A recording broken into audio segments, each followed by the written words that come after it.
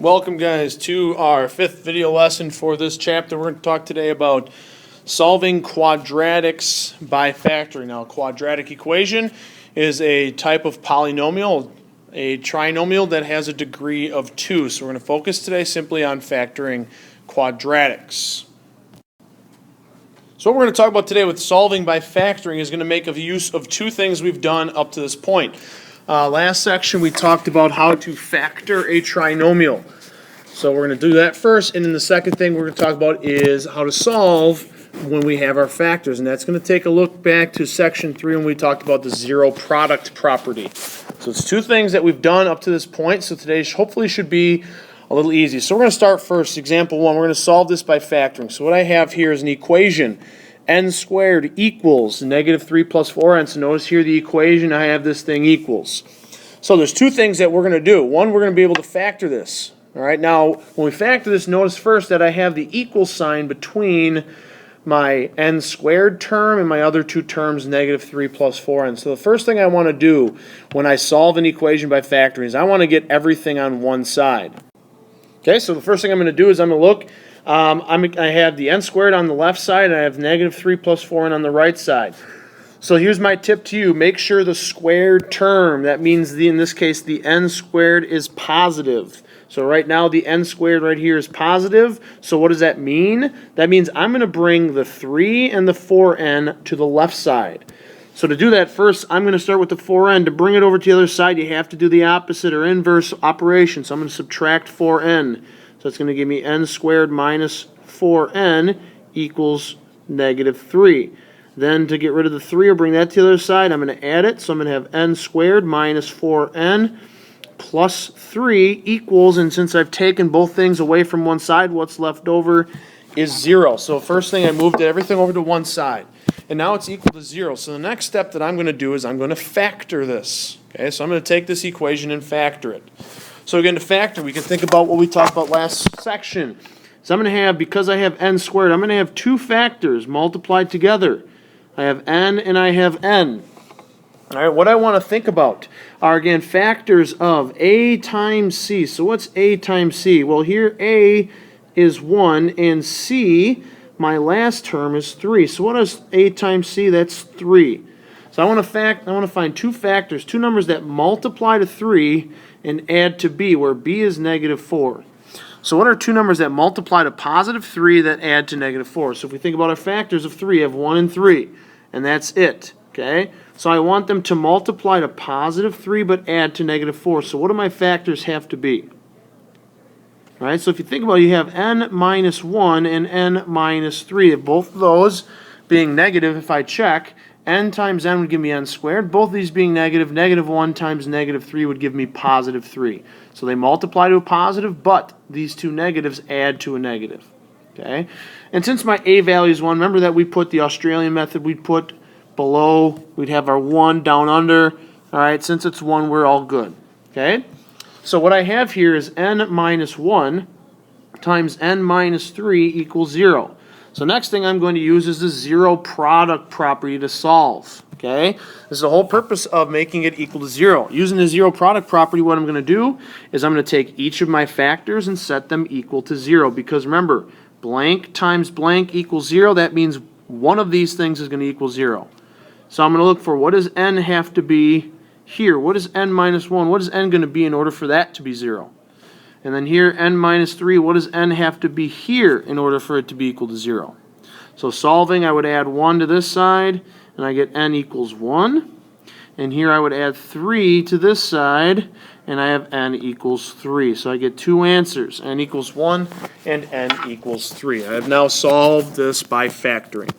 Okay, so again, it's making use of the zero product property to solve, and then also we talked about last section, which is on factoring. Next example, I have 7a squared plus 2a equals 5. So let's start first. Let's get everything on one side of the equation. Let's have our equation equal to 0. So I want you to think, what do we do first? All right, so see that I subtracted 5 to the other side. Again, I want to make sure my a value in front is positive. Here it is positive, so I'm going to bring everything to that side. So I have 5. I brought it over by subtracting. Now what do I want to do is factor. So we're going to set up our factors, I have here 7a squared, so I'm going to put 7a and 7a, and that's going to equal 0, and then I'm going to divide this entire thing, and I'm going to put a on the bottom, which is 7. Okay, so now what do I want to find? Factors of a times c. So a is, let's take a look here, a is 7, b is 2, c is negative 5. So factors of 7 times negative 5, so factors of negative 35, that add to b, which is 2. So what are two numbers that multiply to negative 35 that add to 2?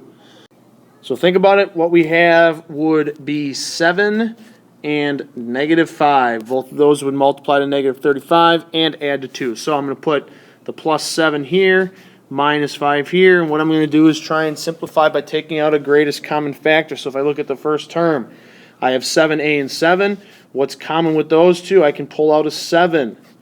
And that's going to leave me with 1a plus 1. All right, the 7 and the 5 here, 7a minus 5. That one's good. I can't factor out anything, so I'm going to leave it. Okay, so what happens then is I get 7 times 1a plus 1 times 7a minus 5. All that divided by 7 equals 0. Good part about that, again, is we want to cancel out that 7 below. So what I get is 1a plus 1 times 7a minus 5 equals 0. All right, so now I have factored this. Last step is we're going to take each of our factors using the zero product property, set it equal to 0. So I have 1a plus 1 equals 0, and 7a minus 5 equals 0. So solving, this one I get a equals negative 1. All I'd have to do is subtract 1 to the other side. Okay, 1a is just a, so that's fine. Next one, I'm going to add 5 first. I get 7a equals 5. Then last step is I'm going to divide by 7. And I know you're going to freak out. Oh, 7 doesn't go into 5. We get a fraction. That's okay. My answer is going to be 5 over 7.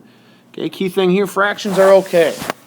So solving, I get negative 1 and 5 over 7. Those would be my two answers when solving by factoring. All right, next example. Here it says find the zeros of a function. So I have a polynomial function, a quadratic, here that says h of x. Remember this notation right here? We talked about this way back when we studied functions. H of x. H of x. What does that mean? Remember, that's just function notation. Okay? H of x represents our function. Remember that h of x, when I write h of x, that's the same thing as saying y. Now, what the heck does it mean to find a zero of a function? Okay, well, 0 basically says, what is a value of x when y is equal to 0? So x equals something when y is 0. So if h of x is y, basically I'm saying this. If h of x is 0, what does x have to be? So what am I really asking you to do here if you really look at what I have as an end result? Well, all I'm asking you to do is solve for x. Okay, so it's just like we did in the last example, but the definition of these answers we're going to get is what's called a zero, and I'll talk about what a zero is after we find them. Okay, so the first step we're going to do is to factor. So notice I have everything equal to 0. My a is positive. We're good to go. Let's factor. So I want you to pause the video right now and factor this. Let's see what you get.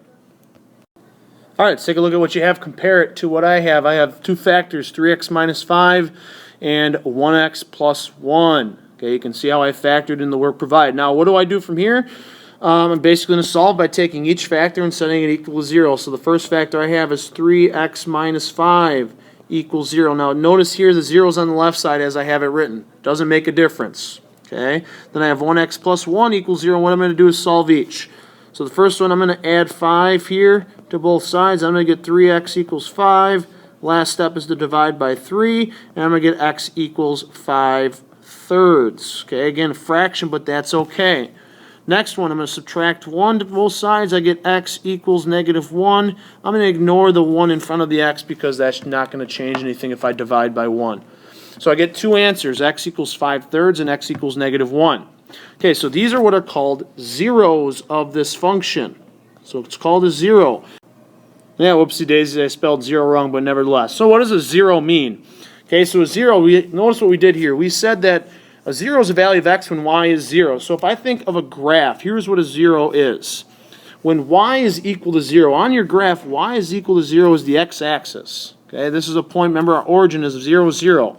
So what I'm getting is x equals 5/3 and x equals negative 1. So if I think of a graph, going to make this big. Let's go 1, 2, 3 on both sides on the x. Okay, I got x equals -1. So that would be a point, I'll draw it in blue, on my graph right there.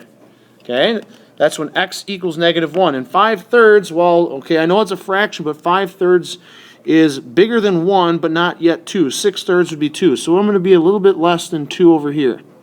Okay? So those are my zeros. Now, what the heck does this mean? This basically tells us that our graph, if I were to actually graph this function, my graph would cross through that x-axis at those 2 points. So the 0 describes the points where the graph hits the y, or sorry, not the y, the x-axis. So given these zeros, I can make a quick sketch of what this function would look like. All right? So that's kind of what zeros are describing. They're describing where on the x-axis does this graph hit, or where does it intersect. So that's the definition of 0, but notice it's the same idea. We're just basically solving for x in this case. Okay, so let's do another example on finding the zeros of a polynomial function. I'm going to go through this a little quick. So again, zeros, what does that mean? That means f of x, our y value is going to equal 0. So I'm going to keep the function the same, but I'm just going to put 0 in for f of x. And my goal is then to solve, or be able to solve for x when y is 0. So the first step you're going to do is factor. So I want you to go ahead right now, pause the video, and see what we get when we factor. All right, so let's take a look at what we got. We got x minus 8 times x plus 3. Again, I was looking at factors of -24 that add to -5. I thought -8 and 3. So these are my 2 factors. Next step I'm going to do is take each of these factors and set them equal to 0. So x minus 8 equals 0, x plus 3 equals 0. Nice, easy one to solve here. Solve each individually. I got x equals 8, and here x equals -3. So those would be my 2 answers. Okay, if I asked you to sketch what this graph would look like, what do you think it would look like? Okay, so quick sketch. Notice here I put x equals 8 there, -3 here. These would be the 2 points where the graph hits the x-axis. Those are what my x values represent, my zeros. So notice here I'd get a nice wide shape. And notice here, I kind of didn't describe it before, but notice how it's bending. If it's got to go through this point and then all of a sudden come back up and go through this, it's got to curve back around. So this is kind of what a quadratic function looks like, a quadratic or this polynomial of a second degree. It has a U shape to it. Okay, don't expect you to know that, but this is kind of what a 0 represents for a polynomial function. All right, here are 2 examples. I want you to give these a shot. So again, I want you to solve number 1, and number 2 says find the zeros. Again, number 2, find the zeros. You're basically solving it the same way you would in number 1. So pause the video right now and give these one a shot. Here we go. All right, let's take a look at what you got. So first one, number 1, what I had to do here was first is get everything to one side I wanted equal to 0. So here's what I looked at. 2c squared is on the right side now. A little difference. On the right side, notice it's positive. So I do not want to subtract this over because remember we want this to be a positive. It already is. So what I did is I added 5 and subtracted 11c to this side. Now notice here when I rewrote it, okay, key point here, you might want to put a little side note on your notes. When I rewrote it, I put it in standard form of a polynomial. Remember standard form? We want it in descending, decreasing order of exponents. So I have the squared, I have c by itself, and then the number. So this is in standard form. You have to put it in standard form in order to factor it correctly. So then I looked at my factors. I did a and c are 2 and 5. So I want 2 numbers that multiply to 10 that add to -11. So my 2 factors would be -10 and -1. Sorry, kind of went through it with the green line there. But -10, -1, they would multiply to a +10 but add to -11. So my factors of 2c minus 10, 2c minus 1 equals 0. I put the a value below. First set, I factored out a 2. They had a greatest common factor of 2. I factored that out to get 1c and 5. The 2's here canceled. So I get 1c minus 5 equals 2c minus 1. Just check 1c times 2c will give me 2c squared, which matches. And -1 and -5 will give me +5, which matches there. Then I took each of my factors and set them equal to 0. Then 1c minus 5 equals 0, 2c minus 1 equals 0. Solved each, and I got c equals 5 and c equals 1/2. Okay, so key point here, make sure you write it in standard form of your polynomial once you get it equal to 0. Number 2, find the zeros. Again, the zeros, what I did is I took my function g of x and I put it in 0 instead because that's what a 0 represents. Remember 0, we're going to put that equal to 0. All right, x squared plus 13x minus 48. My x value or my a value is positive, so we're all set there. So then what I did is factored this. So I wanted to find, I kind of put it up here, two numbers that multiply, A and C. A is 1, C is negative 48. So two numbers that multiply to negative 48, add the 13. I thought through my factors and I went 16 and negative 3. Okay, those would multiply the negative 48, add to 13. So I did x minus 3 times x plus 16. My A value is 1, so I'm really all set there. What I then did is take each of my factors, set them equal to 0, so x minus 3 equals 0, x plus 16 equals 0. I solved each to get 3 and negative 16. Again, these would represent where my graph would hit the x-axis. All right, so that concludes our lesson today on solving quadratics by factoring. All right, so again, it combines sections 3 and 4, so if you get stuck on factoring, go back and look at your notes for section 4, and again, we're applying the zero product property. All right, folks, we'll see you in class next time. Enjoy. Good luck on those practice problems.